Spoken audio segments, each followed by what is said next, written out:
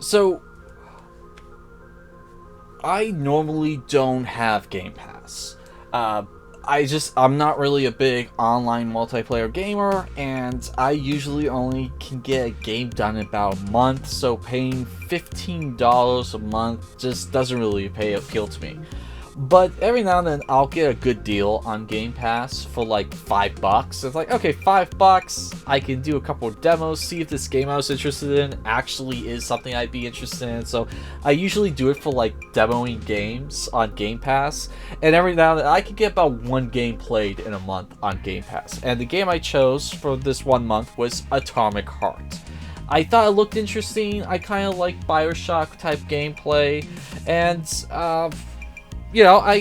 I figured I don't feel like paying full price for Atomic Heart, but I want to try it out. So I tried it, and I finished it mere hours before my Game Pass subscription ended. So I was half expecting to do a review on this game, saying I did not finish this game. But no, I was able to finish this game just a mere like 2 hours before my Game Pass subscription was going to end.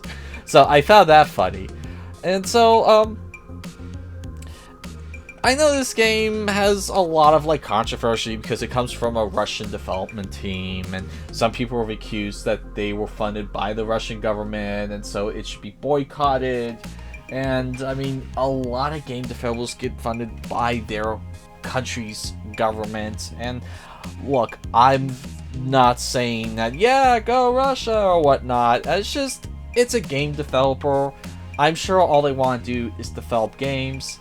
And while the government may be doing some shady stuff, I don't think that should be held against someone trying to make video games, trying to bring enjoyment to people's lives. And so, personally for me, I didn't see a big issue playing this game, especially since I didn't really pay for it. But if you have an issue with it, I kind of respect that. It's just various, to each your own. However, for a game like this, I had so many problems with it, but at the same time, I was slightly impressed by it as well. It's kind of a weird situation that I'm going to get into now. You're like a dog. Your master sticks you on someone and you go right for the throat. Just do me a favor. And do it. Charge, okay? What is that? The floor is electrified. It's a trap. Son of a bitch! I'm still gonna get you! Hang on, Comrade Major. I'll try to reduce the charge. I don't care if I gotta crawl. I'm gonna get that motherfucker. I've reduced the charge. Are you okay, Comrade Major? I've had worse. Much worse. He's not getting away from me. So, for a first-time developer that never really did anything before, this was an impressive first step, I have to say. They almost nailed the landing on so many of their, somersaults. It's just they always crashed in their face. But the somersaults looked impressive right before they landed. That's kind of how this game feels. Every time I'm about to see something that looks like, oh, that looks like it's going to stick the land. No, it didn't. Well, that looks like... Oh, no, that didn't either. And so, okay, for starters, the alt history... I always love alternate history, especially when it comes to video games. Like Resistance Fall of Man. Awesome alternate history setup thing there. And so I was very interested by the alternate history of the world of Atomic Heart. Case in point, World War II goes on till 49. The Germans release a virus that decimates most of the world, and the Russians find a new bullshit device called polymer that lets them become the Wakanda of planet Earth. And some of the alt history stuff sounds really fascinating. Like the fact that World War II went on till 49. Can I find out more about that? Not really. Can I find out more about this mystery virus that Germany released on the world? Not really. And it's the stuff I really want to focus on, I didn't get. So, that I didn't like. But the world building is fascinating. I will give you that. There's some really interesting world building elements. Apparently, we've already this taking place in like 1957. I can't remember the date this takes place in, but apparently we've been to the moon. And even Mars. We're looking at colonizing Mars. Like Russia is working on all of these like colonizing techniques of like specially mutated animals to survive on other planets, and also applying it to humans. And there's some really cool like world building moments in this. And this is an alternate history where what if communism actually works? You know, I know some people are going to get upset by that comment, but I mean, like, you're looking at this, and if you've actually read history, you're just kind of, you have to smirk, because it's like, but I mean, come on, it's coming from a Russian country. What if the Soviet Union was successful? So I kind of cut him some slack there, but it's an alt history thing. You gotta go with it. You gotta, like, you know, just throw the book up in the air and like, oh, okay, let's just go with this, even though it's complete, insane, idiotic bullshit. Yeah, let's go with it. Let's see where this goes. And so that's kind of how I was with this game. And the whole concept, what if Soviet Union became the superpower in the world, and, you know, and so the world building is fascinating, but the problem is there are some crucial need-to-know moments that are explained in the blink of an eye, or more of a blink and you'll miss it segment, and it doesn't help that a lot of times these segments are explained during combat. So, you hear a robot, like, beating the shit out of you, and your buddy, your glove buddy, is explaining, like, the intricacies of, you know, how this came to be, and you completely miss it because you're getting your face smashed in by a robot. And you can't rewind, you can't go back unless you reload again. So, that, I felt, was, like, a problem. Now, in terms of how this game looks, this game is truly gorgeous, especially with some of the lighting on the guns. Like, the way light glistens off of metal in this game is really impressive. I cannot stress that enough. However, the impressive graphics come at a cost. Last gen loading times. I was playing the Xbox Series X version, and I was experiencing last generation load times, which I was completely shocked by. Like, I thought those long, like, 2-minute loading times were a thing in the past. No, it came back with a vengeance on Atomic Heart. Now, I'm not saying this makes the game unplayable. It's just, it shocked me because for the past year and a half, I was used to, you know, instantaneous load times. So that surprised me. Now, I do have to admit, the enemies are cool. I like the enemies in this. Robotic enemies. You're basically fighting robots. Robots with guns, or little, like, tank things with buzzsaws, flying robots. I thought the enemies were cool. I thought it was funny that all of the humanoid robots all had mustaches. Like, apart from, like, the two ballerina twins that have become kind of like an internet phenomenon. They're kind of the new Lady D from Resident Evil Village. do not Google Rule 34 with the ballerina twins on Atomic Heart. You will regret that. But no, the enemies are cool. Some of the bosses are really cool. And some of the enemies are cool. They have different variants of them, and I think there was a pretty good variety of enemies in this game. And the same goes with the weapons and special abilities. You basically, you're getting like Bioshock here. You have the special, like, energy plasmid type offensive things you could do, and then you have the guns. And what I used was a lot of fun. I didn't use every weapon and special ability. I just kind of focused on a handful of weapons. Basically, I had one weapon for every type of ammo.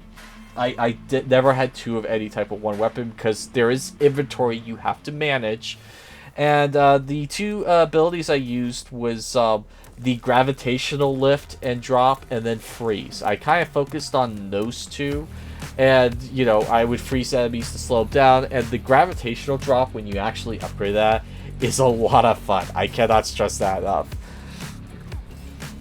But something that really surprised me is this is one of the only few games where the rocket launcher actually feels devastating. Like, I saved it for bosses, and like I walked through every boss because I just used the rocket launcher on them, and it's like, oh, half his health is gone. And so the rocket launcher wasn't like a pushover for sake of challenge. The rocket launcher was actually a rocket launcher, and I loved that. I loved that the rocket launcher actually would destroy an enemy boss. So I did enjoy that quite a bit. And combat has a good balance of ammo management, so you never feel like you're out of ammo, but you're never scrimming in ammo as well. Like, just when you think it's about to get unfair and you're out of ammo, there's a good balance. There's a few times I did run out of ammo because I was wasting too much ammo, but once I figured out how to use the energy weapons for a period of time and then switch to ammo, and once my energy weapons recharged, it was a good balance, and I did like that. Impressive for a first-time developer. And another thing that was really interesting, but this is where we're getting to stuff that almost stuck the landing but didn't quite, is like enemies. Even the most basic grunt enemy that you can take out can take you out if you're not careful. If you get cocky, if you get full of yourself, if you're not smart with every combat encounter, the most basic small enemy can take you out. There was literally a few times towards the end of the game I got cocky, and a basic little like grunt buzzsaw enemy that you can take out with a pistol took me out because I got cocky, I got full of myself. And I really like that. I thought that was a clever balance, but the problem is it does not work well with the open world that they introduce after a couple hours in the game. You get like this open world, and there are these places you can go to get special upgrades for your weapons. I never went to any of those because it is so easy to run out of ammo super quick when you're just exploring the off-beaten path. And because the most basic grunt enemies can take you out if you're not careful, you're not really incentivized to go explore, because it's like, look, I could go try and get that upgrade, or I could save all my ammo for the next campaign mission. And it's like, next campaign mission. And you can play through the campaign without going after any of the upgrades. You still get some nice upgrades through the campaign. It's just you'll have more fun if you go after those upgrades, but you don't have to.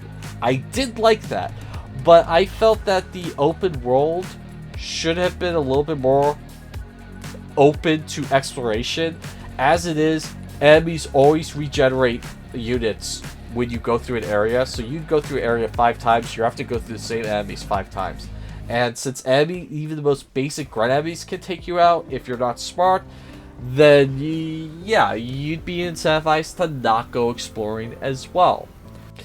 And there are some glaring bugs in this game I came across. It's not game breaking, but it's not perfect either. There's a couple of bugs I hit that's honestly first time developer you gotta keep in mind. So I was willing to let that slide.